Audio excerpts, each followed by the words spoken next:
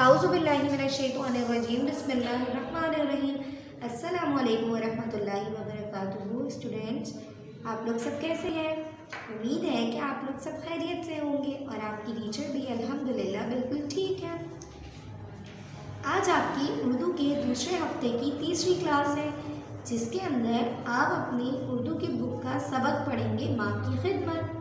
Topic आपने सुना माँ की खिदमत, ठीक। लेकिन उससे पहले आप इल्म इजाफे की दुआ पढ़ेंगे। स्टूडेंट्स, अपने टीचर के साथ मिलकर एक आवाज़ में इल्म इजाफे की दुआ पढ़िए। चलिए जी। रब्बी ज़िदनी इल्मा, तर्जुमा, ए मेरे रब मेरे इल्म में इजाफा फरमा। गुड, ठीक है। अब आपने क्या देखा था? सबक का नाम माँ की खिदमत। लेकिन उससे पहले मैं आपको चंद बातें बताऊंगी। रसूल सल्लल्लाहु अलैहि वसल्लम का फरमान है कि माँ की कदमों तले जन्नत है। माँ के कदमों तले जन्नत है।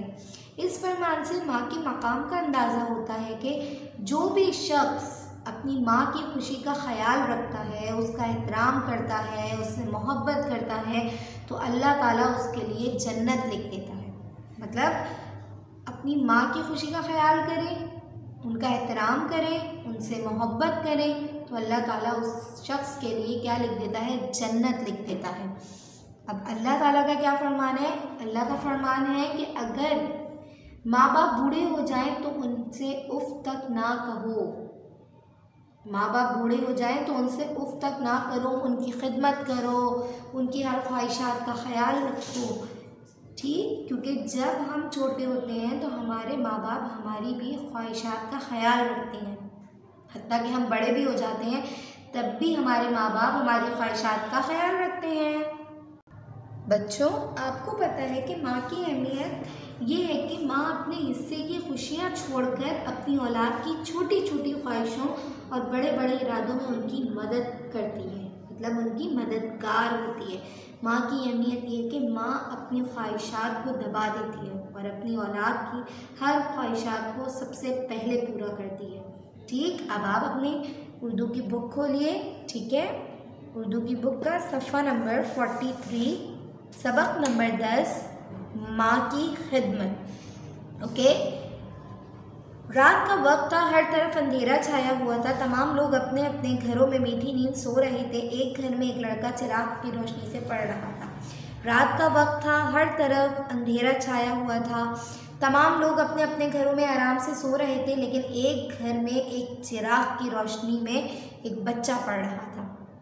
करीब ही चारपाई पर उसकी माँ सो रही थी। माँ की आँख खुली तो उसने क्या देखा? उसने देखा कि उसके सराहने बच्चा पढ़ रहा है, ठीक है। बच्चा पढ़ने में मगन है।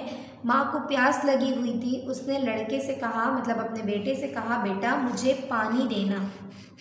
क्या कहती है माँ अपने बेटे से कि बेटा मुझे पानी देना। लड़का उठा और मटके में देखा, मटका खाली था।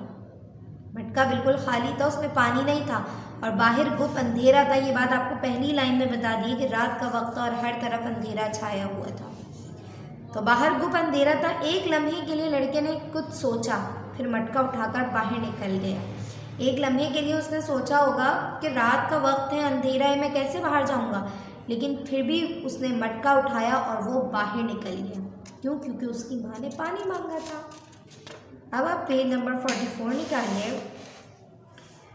वो गांव के दरमियान से होता हुआ चश्मे पर पहुंचा।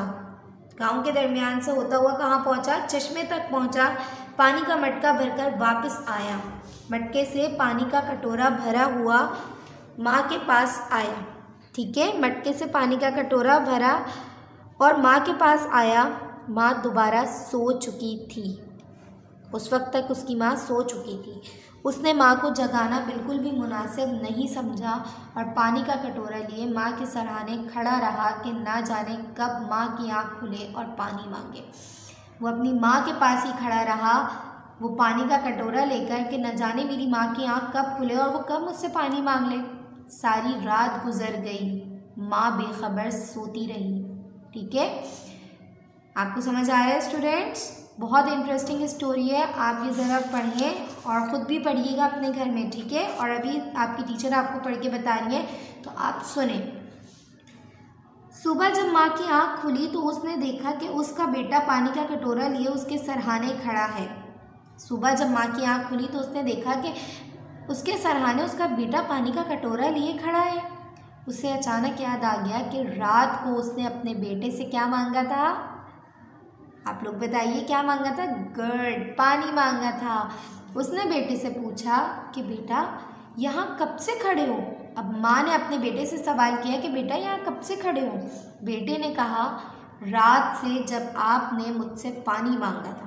बेटे ने जवाब दिया माँ मैं कब से खड़ा हूँ? जब आपने रात में मुझसे पानी मांगा था।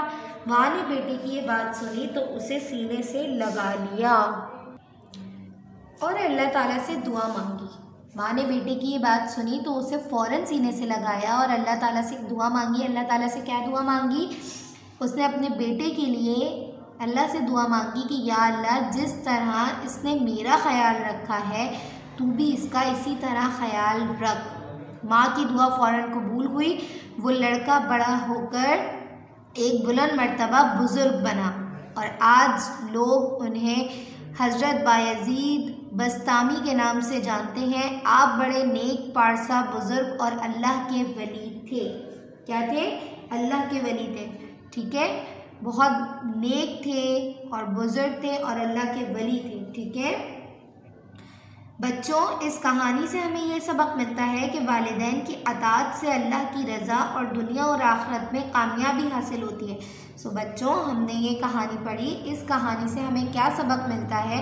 देखिए, हम जब कोई ना कोई स्टोरी वगैरह भी पढ़ते हैं तो हमें एंड में उससे हम कुछ सीखते हैं। तो हम ये इस कहानी से हमने क्या सीखा ये अब आप लोग बताइए। चलिए जी, आपकी टीचर आपको बताती हैं कि इस कहानी से हमें ये सबक मिलता है कि हमें अपने वालिदैन की अताअत करनी चाहिए, उनकी फर्माबरदारी करनी चाहिए। अल्लाह की रज़ा और दुनिया और आखिरत में कामयाबी हासिल होती है। और जब हम अपने वालिदैन की फर्माबरदारी करेंगे, उनकी अताअत करेंगे तो इससे अल्लाह ताला की रज़ा हासिल होगी। क्या हासिल होगी? अल्लाह की रज़ा हासिल होगी, अल्लाह की खुशी हासिल होगी और दुनिया और आखिरत में हम कामयाबी हासिल करेंगे। जब हम अपने माँ बाप का कहना मानते हैं, हम अपनी माँ का कहना मानते हैं तो अल्लाह ताला उससे खुश होता है और जब माँ हमारे लिए दुआ करती है तो हमारी दुआ फ़ौरन कबूल होती है। ठीक है, अब आखिर में मैं आपको एक शेर कहूँगी। गर्दिशें लौट जाती हैं मेरी बलाएं लेकर, घर से जब निकलता हूँ मैं माँ की दुआएं लेकर। माँ के लिए ये शेर था। ठीक है, अपना बहुत सारा ख्याल रखिएगा। उम्मीद है कि आज आपको क्लास बहुत पसंद आई होगी। ठीक, अपना बहुत सारा ख्याल रखिएगा। अल्लाह हाफ़िज़।